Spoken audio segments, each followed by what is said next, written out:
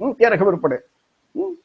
પછી તો ઈશ્વર અને ધર્મના નામે એ લોકો એટલા કર્મકાંડ ઉભા કરી નાખ્યા, જ્યોતિષ ને દોરા ધાંગા કુંડળી મુહૂર્ત ને ચોઘડિયા, માતાજીના માંડવા ચોટીલા હાલતા હાલતા જાય ને ફલાણી જગ્યાએ હાલતા હાલતા જાય, આખ્યાન રમે ને ચાલતા જવું ને રામાયણ ને ટૂંકમાં સપ્તાહ ને પારાયણ ને પશુ બલિ. વિચાર તો કરો, હિન્દુ ધર્મનો અંગ છે અને આ ધર્મના નામે કેવી રીતે સ્વીકારીએ કઈ?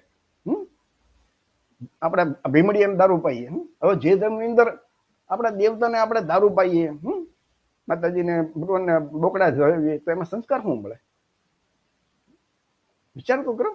આ કાળ ભૈરવનું મંદિર છે ને, દારૂના સીધા બાટલામાં ચડે, અને આને પાછું ધર્મ આપણે કહીએ. આવી રીતે આમાં લોકોને સંસ્કાર કેવી રીતે મળી શકે? અને ધર્મ કહેવાય કે અધર્મ કહેવાય? બૌદ્ધ ધર્મની અંદર જે પંચશીલ છે ને, એમાં દારૂ પીવાની છૂટ નથી, માદક પીણાથી દૂર રહેવાય, એ આપણો ધર્મ કહે. ધૂણું માતાજી આ બધું જે છે મગજને લગતી બીમારી છે. તમે માનસિક રોગના ડોક્ટરને કહેજો તો એમ કહેશે કે ધૂણતા હોય ને ખરેખર તો એ બધા માનસિક રોગના બીમાર છે. બાકી અમુક ભુવાની બધા તો ચતુર અને ચાલાક હોય છે, એનું પોતાનો ધંધો ચલાવવા માટે આ બધું છળ કપટ કરતા હોય છે, ખોટું ખોટું ધૂણતા હોય છે.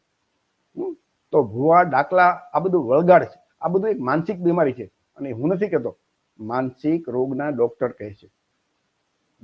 ભુવાઓને જયારે હાર્ટ એટેક આવે ને તો સીધા ડોક્ટર પાસે જાય છે. એક દાણા જો નથી રહેતા તો ક્યારે હૃદય રોગના ડોક્ટરની વાત માને, પણ માનસિક રોગના જે ડોક્ટર છે એ નથી માનવું. ત્યાં તો એને બધું પોતાની ધર્મની ધોરાજી હલાવે. તો આ બધું ઈશ્વર અને ધર્મના નામે આ આપણા સમાજને બરબાદ કરતી વસ્તુ છે. તો આનામાં સુધારો કરવા માટે આપણા રાજનેતાઓ, સામાજિક કાર્યકરો, રાજકીય કાર્યકરો, તો મંડળ વાળા એ કોઈ કરે છે ક્યાંય? તો કે ના, એ તો આને પ્રોત્સાહન આપતા હોય છે. દવાને બદલે બાળકને દામ દે. આ આપણા કોળી સમાજમાં જોવા મળે છે.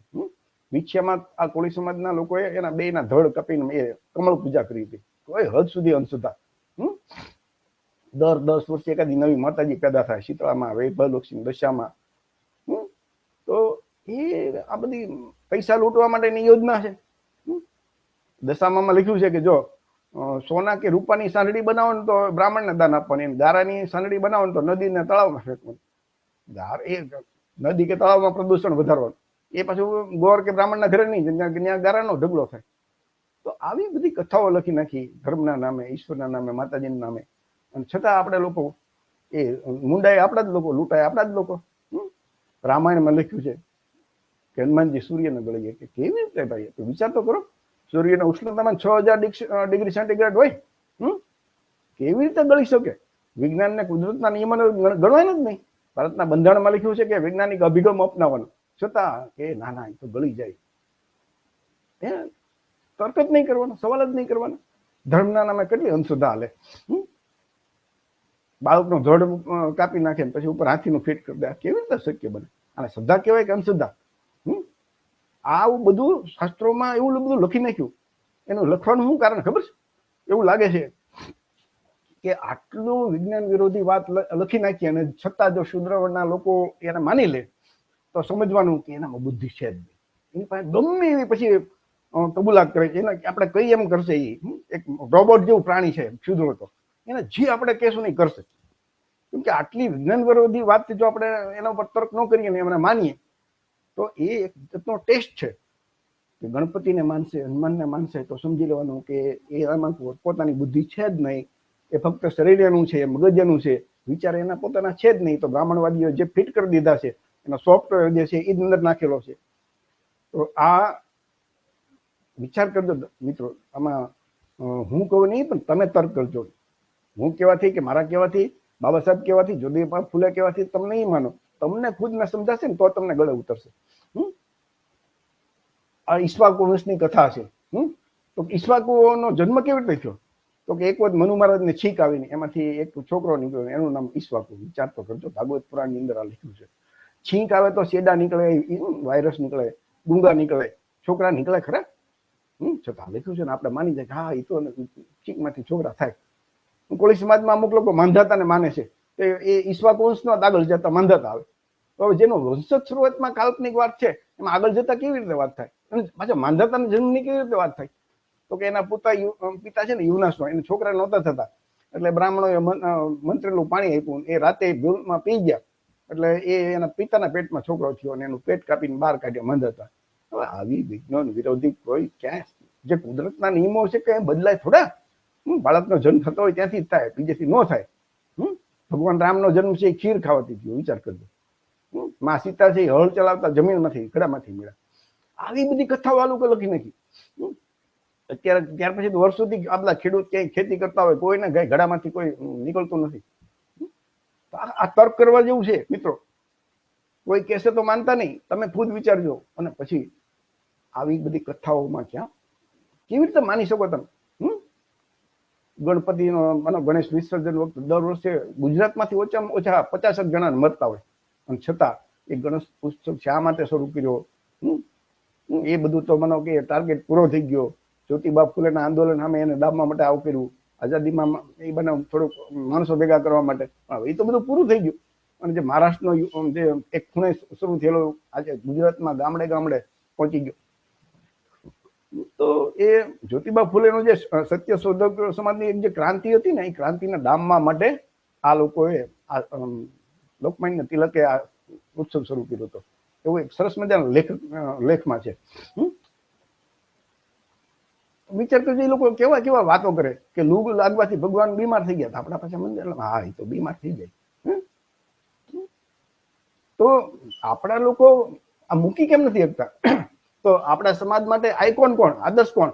કે વડાપ્રધાન છે નરેન્દ્રભાઈ મોદી, રાહુલ ગાંધી, કેજરીવાલ, યોગી, ભૂપેન્દ્રભાઈ પટેલ મુખ્યમંત્રી, અમિતભાઈ શાહ, અમિતાભ બચ્ચન, સચિન તેંડુલકર, વિરાટ કોહલી, આ સૂર્યકુમાર ને કુલદીપ યાદવ, આ રોહિત શર્મા, આ રામનાથ કોવિંદજી છે, આ દ્રૌપદી મુર્મુ છે રાષ્ટ્રપતિ, મુકેશ અને નીતા અંબાણી છે, અદાણી છે.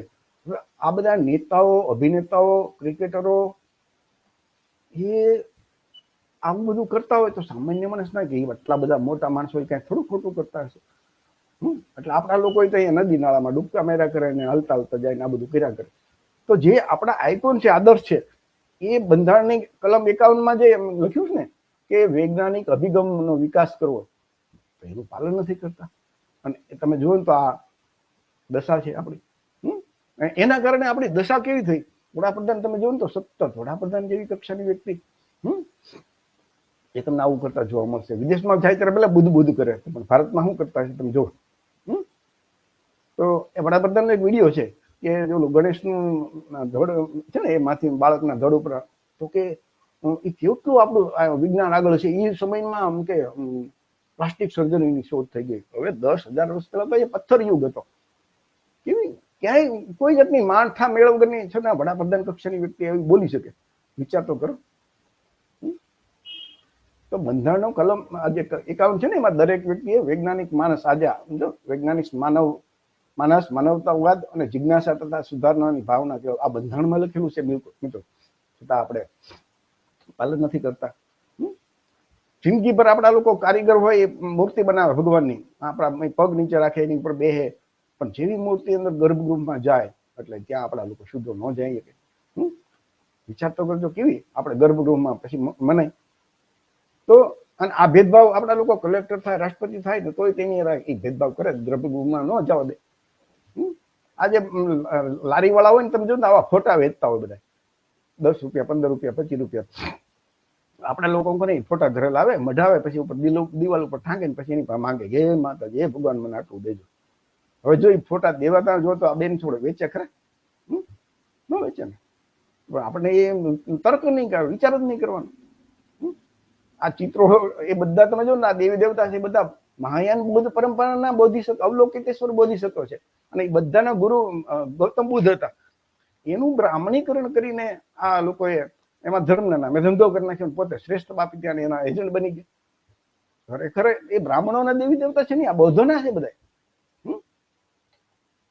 બિલાડીનું એક તમે જો સરસ મજાનું ઉદાહરણ કે બિલાડીની સામે ઉંદરનો તમે મૂર્તિ મૂકો કે ઉંદરનો ફોટો, તો એની સામે નહીં જોવે.